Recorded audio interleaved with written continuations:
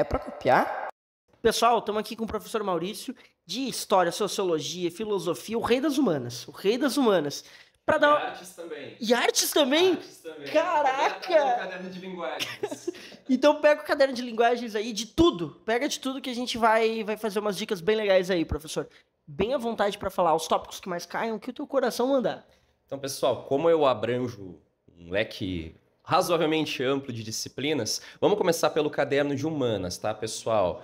Caderno de humanas, onde eu posso ajudar vocês principalmente nas questões de história, tá, pessoal? História do Brasil, importantíssima, tá, galera? Dá uma atenção especial para República Velha, a transição da República da Espada para a República Oligárquica, todas as revoltas que vão ocorrer durante a República Velha, Revolta de Canudos, Revolta do Contestado, contexto do tenentismo, que envolve Luiz Carlos Prestes e a ascensão do Vargas depois, e depois a própria Era Vargas, que se divide em 3 períodos, tá, galera? Período do governo provisório até 34, período constitucional até 37 e depois o Estado Novo, quando Vargas se torna ditador.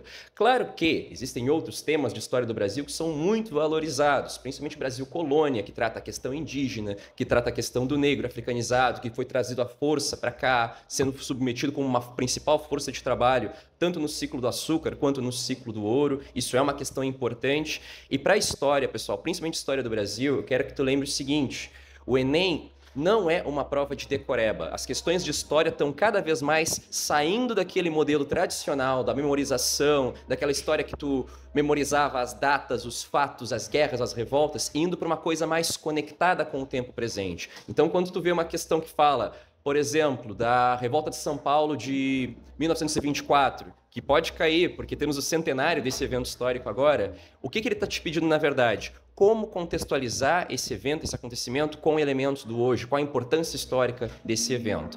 Para a história geral, pessoal, Revolução Francesa vale muito, porque é na Revolução Francesa em que é proclamada a Proclamação dos Direitos do Homem e do Cidadão, tá? Liberdade, igualdade, fraternidade. Então, a Revolução Francesa tem uma importância muito grande no contexto da história geral. Sempre cai alguma coisa de antiguidade, então, por exemplo, aquelas 4 grandes civilizações do passado: Grécia, Roma, Egito e Mesopotâmia, tá? Roma, Egito e Mesopotâmia, geralmente é aquela questão de história, bem de história, não costuma ter muita interdisciplinaridade, mas questões de Grécia pode cair alguma coisa de filosofia, de cidadania, então a interdisciplinaridade ela tá rolando a todo momento no caderno de humanas, tá, pessoal? Para filosofia, tá? A gente vai falar daqui a pouco mais no aulão. Dá uma atenção para questões como ética, por exemplo, contrato social, estado de natureza. Filósofos como Montesquieu, Thomas Hobbes, Rousseau valem muito a pena. E eu já vou dizer que é o seguinte, pessoal, filosofia é uma das mais difíceis. Na minha experiência como professor de humanidades e também atuando um pouco nas linguagens, na parte de artes, eu acho filosofia a mais difícil, porque é onde tu tem menos essa dinâmica do Enem, da interdisciplinaridade, da matéria conectada com os assuntos do hoje. Então, geralmente tu sabe, tu não sabe, tu não sabe. Sociologia já é uma outra história, porque sociologia envolve movimentos sociais, estratificação social, as lutas entre ricos e pobres, a questão da evolução dos modos de produção ao longo da nossa história. Sociologia dá para se virar um pouco melhor. Geralmente são esses os temas que mais caem. E já pulando para o caderno de linguagens, pessoal, artes. Arte moderna, vanguardas e arte contemporânea. Todo ano cai questão de arte contemporânea no Enem, tá? Acho que, pelo menos no sentido dos assuntos que mais caem, das disciplinas que eu atuo, seria basicamente isso. E assim, se tu pudesse, porque assim, filosofia e sociologia, e história também, é muito bom para usar até como intertexto lá na hora da redação e tal. Então, assim, filósofos que tu acha que é interessante, sei que até é uma pergunta sacana, porque é uma pergunta meio que de redação, mas eu acho que é interessante a visão do professor de sociologia, também de filosofia para isso, de filósofos que tu acha que é interessante para citar na redação. Muito bem colocado, professor. E eu defendo particularmente que a aula de filosofia no cursinho, nas escolas que tem esse direcionamento de colocar o aluno na universidade via Enem, tem que pensar como os filósofos podem ser utilizados como intertextos, porque tu sempre vai encontrar nomes de peso, como, por exemplo, Hannah Arendt, que fala de banalidade do mal, como a gente naturaliza certas relações de poder sem sequer a gente pensar o mal que isso está fazendo para uma outra pessoa. Então, por exemplo, ano passado na redação caiu o trabalho de cuidado da mulher no Brasil, a invisibilização desse trabalho, que envolve a questão das enfermeiras, das babás, o trabalho que é voltado às mulheres, principalmente. Poderíamos falar da banalidade do mal, como a gente banaliza essa relação, a gente naturaliza ela como sendo própria da mulher e homens não cuidam das pessoas, a gente não vê babá homem, a gente não vê homens cuidando de casa, geralmente. Quando a gente pensa, por exemplo, num serviço de limpeza, tu pensa de cara numa mulher exercendo esse serviço. Para além de outras filósofas, por exemplo, Simone de Beauvoir, famosa frase, não se nasce mulher, torna-se mulher, uma frase que já caiu no Enem e foi muito mal compreendida, porque tem a ver com o papel social da mulher e não a ver com a questão biológica da mulher. Então a filosofia, pessoal, ela pode ser um intertexto muito poderoso de tu mobilizar na hora da tua redação. Particularmente, eu aposto nos contratualistas, Thomas Hobbes e Jean-Jacques Rousseau. Hobbes defendia que o ser humano era mau por natureza. Ele tinha uma frase que dizia: o homem é o lobo do próprio homem. Dentro de todos nós existe uma fera selvagem que vai se aproveitar de tudo e de todos em prol da nossa própria sobrevivência. Thomas Hobbes acreditava que só uma autoridade forte, o governo absolutista, era capaz de deter os impulsos mais primordiais do ser humano. Ele tinha essa visão. Nós somos como bestas selvagens e apenas uma autoridade forte pode nos reger, botar controle em nós, botar regras em nós. Ele teve um cara, veio depois dele, que era o Jean-Jacques Rousseau. Ele defendia o contrário. É do Rousseau a famosa frase: o homem nasce bom, a sociedade o corrompe.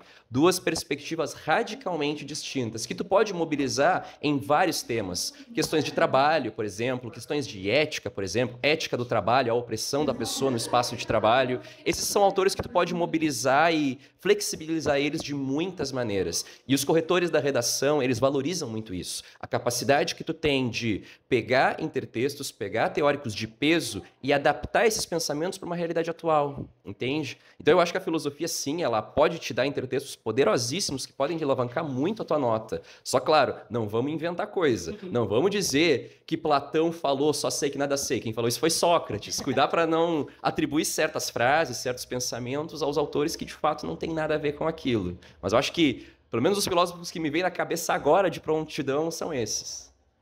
Não, e eu acho que são ótimos filósofos para isso, né? Eu adorava, sempre gostei muito de filosofia, estudar como hobby.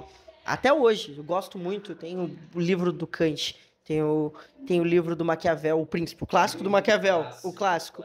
Porque teve algumas leituras que eu li obrigatório lá no ensino médio, obrigado. E aí depois eu falei, cara, eu vou ler agora, sem ser obrigado, para ver se a coisa é diferente. Eu li Machado de Assis, aí eu li várias coisas. Só por diversão, assim, e, pô, é bem legal as leituras. Não que tu concorde ou não, mas é legal entender, né?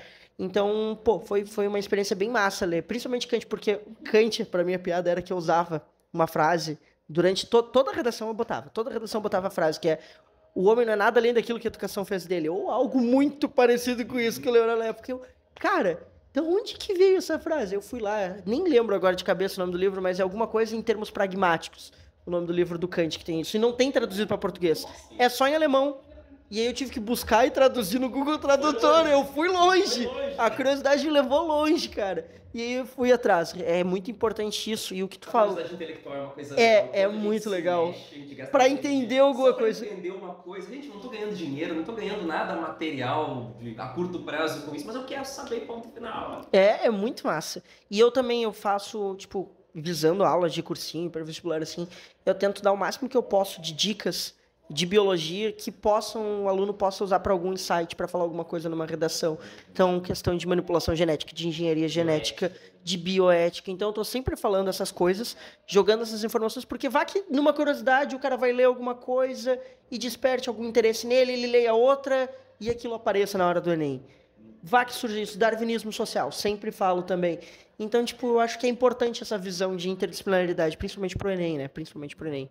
Mas, bom, pessoal, é isso que a gente tinha de dica, tá com o professor Maurício. E uma boa prova para vocês. Valeu! Valeu, pessoal. Beijo e bom estudo.